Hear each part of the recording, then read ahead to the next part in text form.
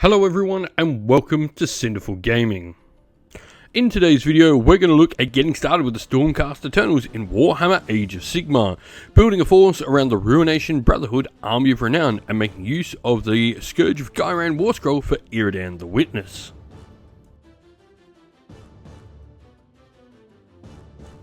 Today's video is sponsored by Gap Games, a fantastic miniature wargaming store in Queensland, Australia.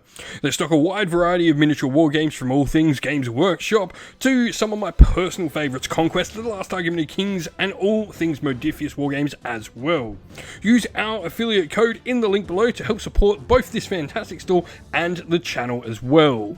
And so, of course, to start this Army of Renown, we need Iridan the Witness, as he must be included in the force, but this does mean we can use the new Scourge of Ghyran profile for the model. This model has 12 health, a 12-inch move, with a 3+ save and built-in 6-up ward save there as well with control 5. What's really cool is he's got a decent amount of good, solid damaging attacks. The Axe of the Final Threshold has crit mortal with damage 3, which is really nice. And Araxia, his mount's plunging talons, get charge +1 damage, going up to damage 3 on the charge as well. And all those attacks are with Ren 2. You've got some cool abilities. First of all, the Flame of Hope, where you can reroll resistance rolls for other Ruination Chamber units nearby. And you also get your own resistance roll on a 3+. Meanwhile, you've got a prayer you can use during your hero phase called Demands of the Witness, where you pick a visible Ruination Chamber unit within 12-inch, and then until the start of your next turn you can add one to the rend. However, if the chanting rolls are 7+, you can pick a second target for the prayer as well. Some really good ways to get some extra damage out of those Stormcast units, because you are generally going to be an elite army. On Wings of Death is the Rampage ability for your mount, and you pick an enemy unit that's in combat with you to be the target. You then get to pick up Iridan the Witness and then put the model back down anywhere within an inch of the target unit, and then if the target charges turn as well, you can make them -1 to hit. Now, as I said, on top of that you've got Priest 1, so you can cast prayers, both the War Scroll and any of the regular Stormcast Eternal prayers as well. Fly is really helpful because it allows you to ignore all intervening terrain. You just move in a flat line, can't land on any impassable or unstable terrain however. And of course that ward there makes sure you've got that extra bit of protection.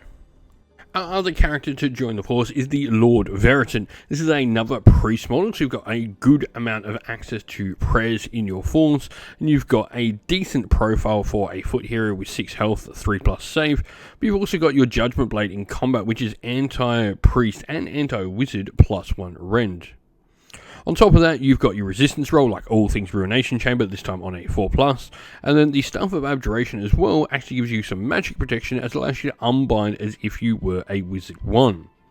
You sense Unholy Sorcery. Passive ability is your Griffcrow. It's a token for the model, and this allows you to subtract 1 from casting and chanting rolls for enemy units that are within 12-inch while you've got your Griffcrow on the table.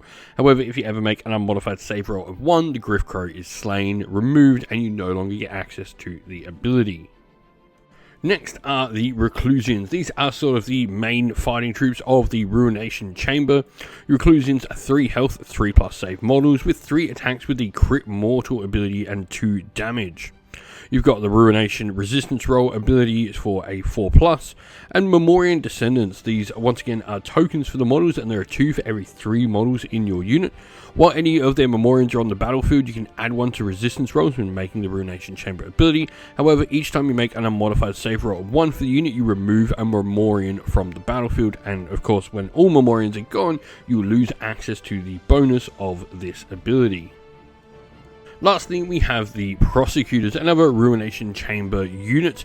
They have Stormcall Javelins, which they can use at range for D3 damage with a single shot each, however, but hits and wounds on 3s with Ren 1.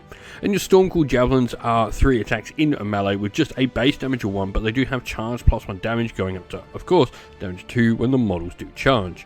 This is pretty cool because they do have a 12-inch move, and they've also got the Herald's Righteousness ability, which allows them to add a number of dice of 1 to their charge rolls for 3 dice in total, making their charge range quite significant. And you've got the Disperse Formation ability for a little bit of extra coherency. This really just helps keep the models from having to go in all sorts of odd positions with their giant wings sticking out. And like all Ruination Chamber, again, you've got a resistance roll ability on a 4+. You've also got access to a champion in the unit, which gives all model in the unit an extra attack.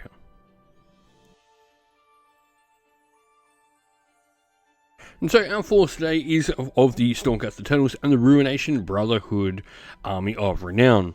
We get quite a few abilities for this. First of all, Ancient Aura, which means we can pick a friendly Ruination Chamber unit once per turn in our army to get a ward of 5+. Temper the Floor is a once per turn army ability at the end of our turn, where when we use this ability at the end of each turn, each friendly non-hero Ruination Chamber unit that used a fight ability this turn, they can pick one of the following effects to either be guided. If they're guided, they can return a slain model, or tormented, they can add one to their attacks, however they can't contest objectives or use commands.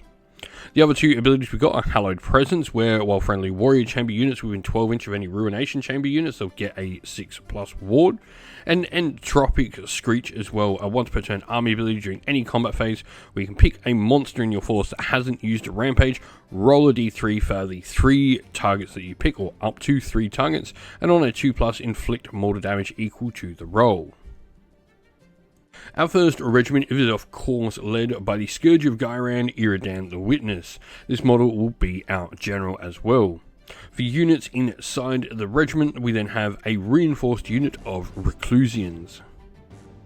Our second regiment then has the Lord-Veritant as a hero with the heroic trait and artifact of power, Corvin Lord and Hallowed Scrolls respectively. These are the two abilities we get from this particular army of Renown.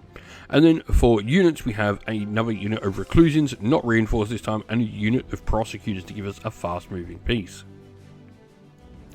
We hope this video was helpful in getting you started with Warhammer Age of Sigmar, and it was able to give you some ideas and inspiration to start your own force in the game. If you have any other questions at all, please comment down below, and while you're there, don't forget to drop a like, subscribe, and join our Discord server to check out all our future Warhammer Age of Sigmar content.